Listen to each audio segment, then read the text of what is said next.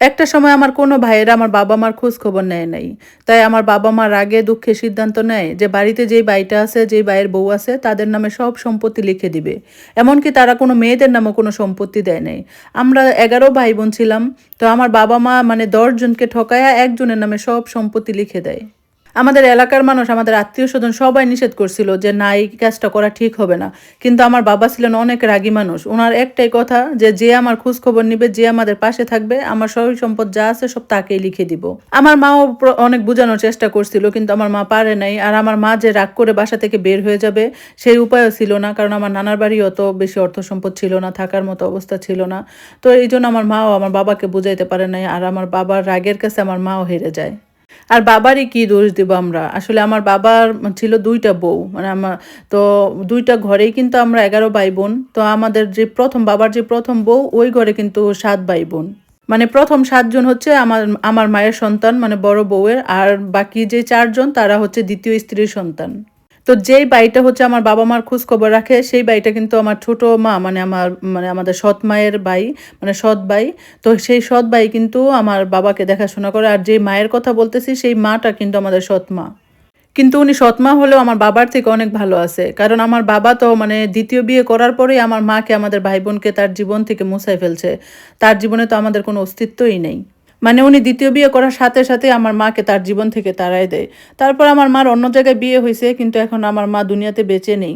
আমার মা যখন দুনিয়াতে বেঁচে ছিলেন আমাদের জন্য অনেক করার চেষ্টা করছে, আমাদের জন্য দোয়া করছে। কিন্তু আমার যেই সৎ মা সে আমাদেরকে অনেক হিংসা করত।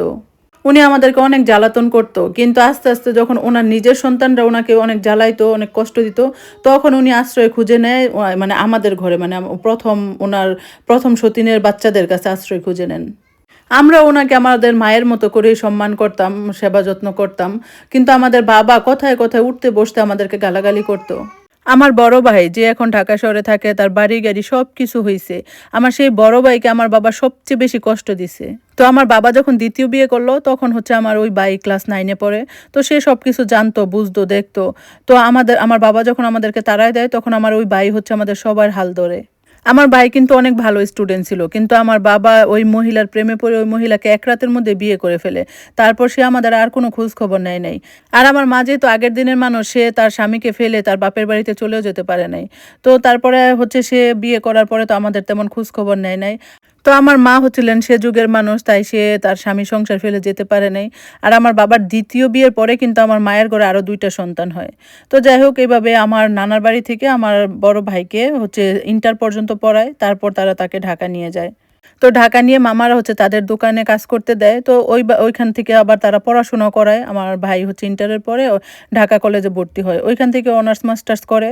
তারপর আমার ভাই হচ্ছে নিজের যোগ্যতায় একটা ভালো চাকরি খুঁজে নেয়। তো আমার ভাই হচ্ছে একটা ভালো সরকারি চাকরি পায়। সে আমার ভাই হচ্ছে আমাদের সংসারের সবার খোঁজখবর রাখতো, সবকিছুতে সাহায্য করত।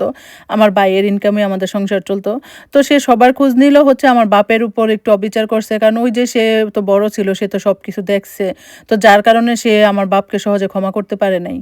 তো আমার ভাই ধীরে, ধীরে আমার বাবার কাছ থেকে আমাদেরকে আস্তে, আস্তে সরায় নিছে। মানে আমার যে সৎ ভাইটাই ছিল তাদের সাথে ঐরকম যোগাযোগ রাখে নাই। কারণ সে তো সবকিছু দেখছে যে আমার সৎ মা আমাদের সাথে কেমন আচরণ করছে, আমাদের কত কষ্ট দিছে। তো যার কারণে সে আমার সৎ ভাই-বোনদের সাথে ঐরকম কোনো সম্পর্ক রাখে নাই। আমার বাবা, সৎ মা আমাদের কিন্তু ২ চোখে দেখতে পারত না। কিন্তু যখন কোনো বিপদে পড়তো তখন আবার আমাদেরকে খুঁজে বের করত। একটা সময় এই সৎ মায়ের প্ররোচনায় পড়ে আমার বাবা আমাদের উপর অনেক অবিচার করছে। উনার কিন্তু অঢেল সম্পত্তি ছিল। কিন্তু ওইখান থেকে আমাদের জন্য কোনো খরচ করেন নাই। এমনকি আমাদের বিয়ের সময় উনি আমাদের খরচ দিতে অস্বীকার করে। যা কিছু করছে সবকিছু আমার বড় ভাই করছে। তো আমার ভাই আর ভাবিও কিন্তু মানে আমাদেরকে অনেক সাহায্য করে, আমাদের পাশে থাকে। তো আমার ভাইকে আবার আমার মামারা মিলেই কিন্তু বিয়ে করায় দেয়। তো একটা সময় পরে আমার মা কিন্তু ১ম এ যায় নাই। আমার বাপের সংসার করতেছিল। কিন্তু যখন আমার সৎ মা আর আমার বাবা মিলে আমার মাকে অনেক অত্যাচার করতে থাকে, তখন হচ্ছে আমার নানার বাড়ি থেকে আমার মাকে নিয়ে যায়। যদিও আমার মা যেতে চায় না কিন্তু আমার মামারা এত অত্যাচার দেখে জোর করে নিয়ে যায়। জোর করে নিয়ে আমার মাকে অন্য জায়গায় বিয়ে দিয়ে দেয়। আমার মাকে জোর করে অন্য সংসারে বিয়ে দিল। আমার মা ওই সংসারটা বেশিদিন করতে পারে নাই। আমার মা মারা যায়। তো ওই রাগে দুঃখে ক্ষোভ থেকেই আমার বড় ভাই, আমরা সবাই আমার বাবার সাথে যোগাযোগ বন্ধ করে দেই। এমনকি তাকে বাবা ডাকাও বন্ধ করে দেই। তো আস্তে, আস্তে আমার বাবা হচ্ছে তার সয় সম্পদ বিক্রি করে খাওয়া ধরে। আর উনি আমার যে সৎ ভাই-বোন ছিল তাদেরকে বেশি পড়াশোনাও করায় নাই। আর এদিকে আমার যে সৎ বোনরা ছিল তারাও তাদের নিজের পছন্দ মতো বিয়ে করে নেয়। তো আমার যে সৎ ২ ভাই তারাও তাদের মতো বিয়ে করে নেয়। তো এবার আমাদের কথা বলি। আমার ভাই আসলে মানে চাইলেও আমার ভাই অন্য ভাইদেরকে ওইরকম পড়াশোনা করাইতে পারে নাই। সে অল্প পড়াশোনা করায় তারপর তাদেরকে বিদেশ পাঠায় দেয়। আর আমাদের বোনদেরকে আমাদের মামা-মামির কাছে রেখে তারপর পড়াশোনা করায়। তারপর আমার মামা-মামিদের পছন্দে ভাইয়ের পছন্দে আমাদেরকে দেখে, দেখে বিয়ে-শাদী দেয়। মানে আমাদের মামার বাড়িই ছিল আমাদের বাবার বাড়ি। তো আমার বাবার যে একটা জিনিস আমাদের সবচেয়ে বেশি কষ্ট হইছে সেটা হইছে আমার বাবা কখনো আমাদেরকে কাছে টেনে নেয় নাই। যে সে তার ভুলটা কখনো স্বীকার করে নাই।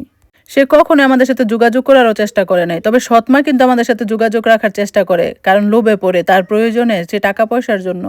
কারণ উনার যেই নিজের গর্ভের ২ সন্তান হইছে তারা মানুষ হয় নাই, অমানুষ হইছে। তারা তাদেরকে ঐরকম করে খোঁজখবর নেয় না।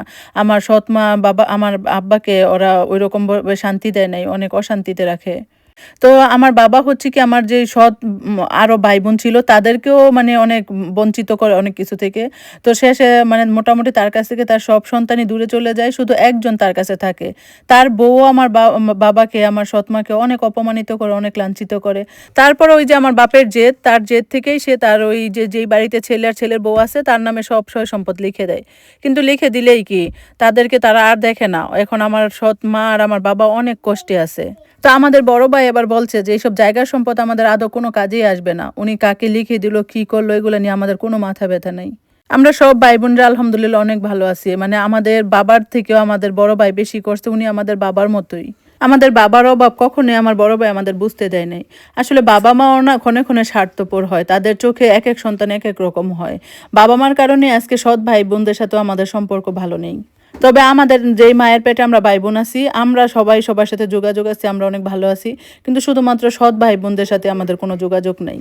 এই কাজটা আমার বাবা আমাদের সাথে আরো প্রায় ২০ বছর আগে করছে। আমার যে ছোট ভাই তারই এখন ৩৮-৩৯ বছর বয়স। এবার বুঝেন আমার বাবা আমাদের সাথে কত অমানবিকতা করছে, কত কষ্ট আমাকে দিছে। তার জন্য আমরা কত কষ্ট করে বড় হইছি। এটা একটা আন্টির জীবনের গল্প। তো কেমন লাগলো আপনাদের অবশ্যই জানাবেন। আর এরকম গল্প শুনতে পেজের সাথে থাকবেন। আজকের মতো আল্লাহ হাফেজ।